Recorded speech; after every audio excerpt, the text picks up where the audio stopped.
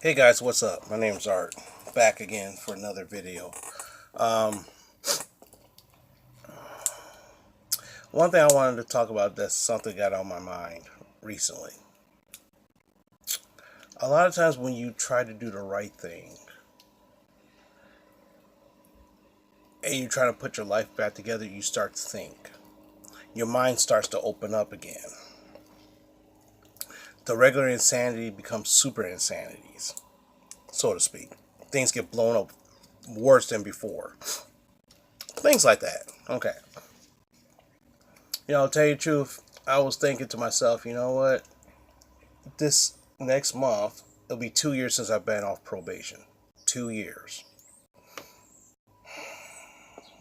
And the fun thing is, I don't know how I feel about it. I really don't. I really don't know how.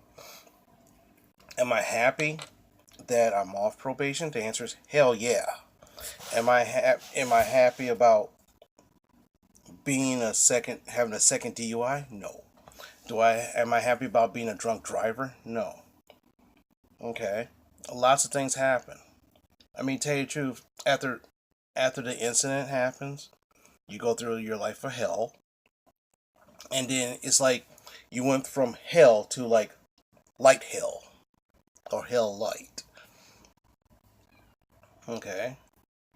Some people I came in contact with had 5, 6, 7 DUIs, and I'm like, dude, how the hell you're not dead yet? And there's some people who I came across who had like one. This is their first one, and they're going through hell. But then again, see, there's no standard of what this is. Depending upon where you got busted at, depends on what's going to happen, depends on how the judge is going to look at it. Where I live in Michigan, I got busted in, the first one was Oakland County, which was pretty tough. The other one was Macomb County, which can be tough and can be light at the same time. There are some stories I've heard where some people got, 6 months probation. Some people just did 30 to 60 days in jail and boom, down, and they were done. Discharged. No probation, no nothing. But the thing is, their license got suspended for a year. Okay. Don't know the validity of those claims or those situations, but that's what I've heard. And of course, you're going to hear stories too. How some people got off probation or got off their sentence easier, but then again, they probably had to go through a hell of a lot just to get through it. Okay. Do I miss calling a phone? Do I miss picking up my phone every morning around 5 o'clock? Getting up at 5 o'clock every morning to make a phone call to see whether I had to take a piss or not. You heard me right. I had to take a piss. They call it a void test or drug test or alcohol test, but they use your urine every morning at 5 o'clock. Monday, Tuesday, Wednesday, every day. Holidays.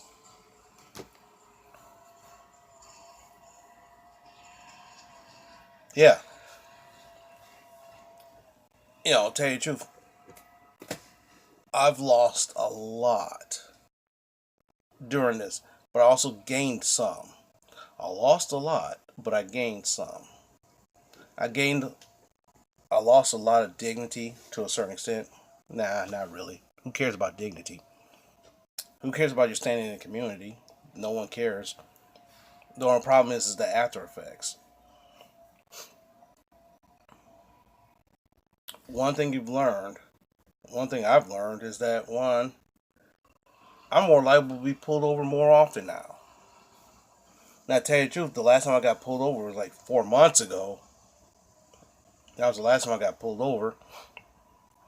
But most of the time, I don't get pulled over at all. I don't even fear the cops anymore because I don't do something. I don't really.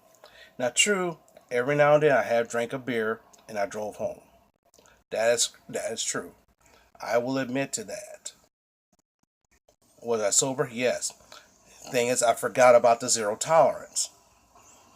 That's what I forgot about. If my blood level is over 0.00, they could throw my ass in jail again. I don't think, and the thing is, but then again, it all depends on the cop, police officer. How much, but the thing is, that's not about what I'm talking. I want to talk about me, you, the things we should be learning while in this journey of soberism. I call it soberism, where you don't drink every freaking day or 2 or 3 times a week. Where you don't get slopping drunk. It's a brand new feeling, brand new outlook, brand new feeling. And it's also scary too because now you're facing life. I mean, thing is, during my probation, like I told you many videos before, in some videos I had depression. Imagine, and usually when that depression hits, I drink. Especially around Christmas time, I usually get drunk. I usually be super freaking drunk pretty much the whole December. Right after the day after Thanksgiving till the New Year. So after the New Year, I go through this bout of depression every year. Every year. And guess what? I usually be drunk as fuck throughout that whole period. At least once or twice a week. Imagine going through that shit sober. Can't drink this. You gotta face life sober. Crap. And you're like, shit. It's funny. The hilarious thing was 2 weeks after about a month after I got busted for my second DUI, my friend got married. Open bar. Open bar. I couldn't drink at my man's funeral. Funeral. I couldn't drink at my man's wedding. I couldn't. I couldn't celebrate. I had to sit there like this. What's wrong with you? Oh, nothing. Why don't you get a drink? I can't. Medicine? Yeah. I had attended a funeral. Couldn't drink at one of my man's funerals. Because guess what? People pouring. I can't do it. Don't want to risk it. But the problem, but that's not really the issue. That's just, I will not call it symptoms, but after effects. What we should be learning is what we can accomplish without alcohol. True, I still drink every night. Yeah, you saw the bottle of beer I just pulled up. Yeah, guess what? You know where I drank? Here. That's where I drink. I bought a 12 pack. I drank the whole 12 pack. It took me days. It took me about a week to pay. It took me about a week. But I drank it all in this room. Then I went to sleep.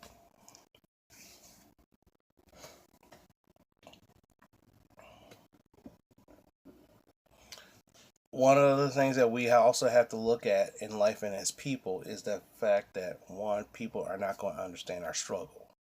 And some people will say, well, guess what? This is what you get for drinking and driving. And the problem is those same people haven't got caught yet. Those same people have not got caught yet. So I'm like, how in the world do you know what I'm going to go through? Oh, and the funny thing is that there's the commercials. Trust me, pull up to YouTube. There's commercials. And the funny thing is, it's kind of it's so exaggerated, and it's like no one pays attention to it until you go through it, and you be like, shit. Here's a question: was my bank account empty? No. But then again, I had a job which I had a professional job, so my bank account was never empty. I was living check to check, but I wasn't broke. But my bank account wasn't empty all the time. I meant all the time, but then again, during that time, I got into a simping mode. But that's another story in advance. That's another story for another day. I more became broke by simping than by the drunk driving. So I mean, it's like they say like it's just like that stupid truth commercials. Smoke about a couple years ago they said smoking make people who smoke makes less money. No, you make the same amount. You just most of your most of your money goes to smokes. This one person I know smokes. $7 a pack.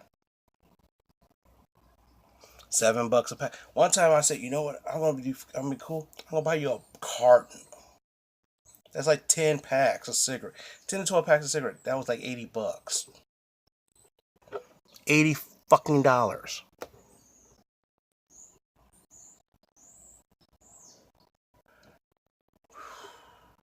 What pissed me off, that person got their stuff stolen too. And I was like, man, I'm not buying this shit for you and everybody else. You know, that was in the simple mode. But then again, that's a totally different story. You had to sit back and think about what's going on with you right now. And the thing is, do you want to stay in that shell? I mean, tell you the truth, yeah, I got depressed because why? I couldn't do what I wanted to do. I couldn't just jump up in my car and just take off at 2 in the morning like last night. I wanted to drive. I couldn't sleep. Last quick story. Last night I get off of work. I come home. I had some pizza from the other day. I saw it's 2 slices. I'll eat these 2 slices. I sat in front of the TV. I was watching a little TV. Next thing I know, it was like 12 midnight.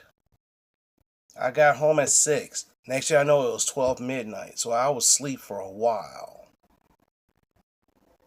At least 5 hours. Or maybe 4. Like I said, I don't remember. Couldn't get back to sleep. So I said, I want to drive. It's like 3 o'clock in the morning. I want to drive. Now here's the question. If you got if you got drunk driving, what goes on between 3 o'clock in the morning? Between 1 and 4 in the morning, that's when the cops are out in force. Do you know how many cops I saw driving around? Then again, at that time of night, people want to speed, blow stop signs, all this stuff, whether they're drunk or not. But that's a different story. But still, I've counted 6 police cars. I went from point A to my friend's house. Dropped his key. I said, "Well, I gotta drop his key off." I put his key in his front door, put my key in at his house, and drove back. 20 minutes or right a half hour. 6 cop cars. That's including on my way home. There's a police station right there. Okay, including that, someone going in and out. 6. So you can see they're out in force. Still couldn't sleep. So I went down to drank the last beer I had. Then I fell asleep. But still, you see, I didn't drive under the influence. But you can see, you drive, and it's like my suggestion. If you can drive at 2 or 3 o'clock in the morning, see how many police you find. At times, if it's close to a bar, you'll see it, or a high district area or whatever, they're there. But the idea is that you got to learn to get out of the funk yourself, and it's hard. It's very hard to get out of that funk. Because you're trapped in that little bubble. Say, "Oh, I can't, I can't, I can't," and guess what? The court says you can't do this. Your probation officer can't do this. Your minister says you can't do this. We want to help you out. We're going to send you to AA. Why? Because that will help you out. We're going to send you to counseling. That's going to help you out. But the problem is, nothing's going to help you out unless you want that help. Then once you want the help, then the next step is trying to find that help. Here's the thing. Do I think more clearer now? Yes. I still do the same stupid shit, but I think more clearly. And the thing is, this is not the end of everything. It may be the end of some things, but it's not the end of everything. And the reason why, because this one person I know got hit hard. Hard. They got busted for drunk driving. So they're going through that. Found out his wife was cheating on him. Going through that. Going through a divorce. Child custody. All sorts of, and he almost lost his job. So he's going through a whole ringer of stuff. Guess what? He looks at me and he goes, Art, you gotta keep your head up. I'm going through a whole bunch of mess right now. But guess what? I gotta live day to day. I can sit my ass in bed and say, woe is me, or I can get the fuck up and do something about it. I had the bitch that cheated on me, fuck it. Fuck her. I'm gonna fight for my kids. He lost. She has custody of the kids, but the thing is, but that's a totally different story. I don't drink that. He doesn't drink that much anymore. He calls me up and says, bro, you bought a 12 pack? Man, what the fuck's wrong with you? I said, dude, I only drink in my house. Still, what's wrong with you? He's going to AA and he subscribed to the AA principle 100%. And he goes, you're right. Guess what? You're right. As long as you're not driving, that's fine. If you want to drive somewhere and you've been drinking, let me know. I'll come scoop you up. He will. But like I said, he's trying to keep his head up. And a lot of times he goes, bro, I saw some of your videos, and sometimes I worry about you because you're kind of like all over the place. Which is true. I am all over the place. One day I'm here, one day I'm here, one day it doesn't matter. But he goes, I understand what you're talking about. And the fun thing is, he said to me, some of the stuff you say does help. Some of you say does hurt. That's just the way how things are. And I'm looked up and was like, damn, you're absolutely right. So maybe by making these videos, I am helping somebody.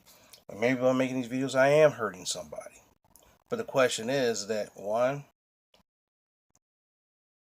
like I said, I put myself out here. This is me. Not like that dumb TV show, but this is actually me. I'm not lying to you. When I say this stuff, some things I may exaggerate the truth a little bit to make it more interesting, to make it not so doom and gloom.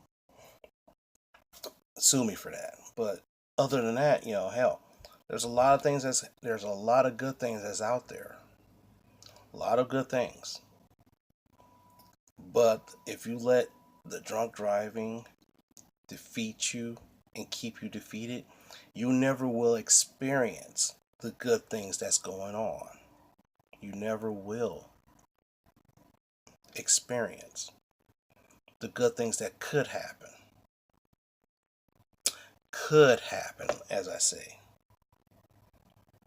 If I stayed in that bed all day, not doing anything, what's going to happen to me? What's going to happen for me? Nothing. What's going to happen to me? Nothing. You got to live it. You got to get out of bed. Put your panties on. Put your drawers on. If you go commando, put your pants on.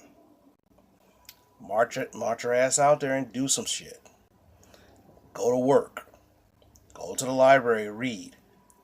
Join some kind of volunteering kind of shit. Who knows? But you got to do something. If you want to stay at home, watch YouTube videos all day, go ahead and do that. Make sure you watch the positive people. There's not that I know if there's a positive people. I don't know if there's a video called Positive People. I don't know. It's YouTube. Who knows? But the thing is, you got to get your ass up. You got to get your ass out there. You got to carpe dis diem. Seize the day. How many cliches can I say? Today's not the best day for me right now, but it's a day nonetheless. So with that, I implore you to get out and do something.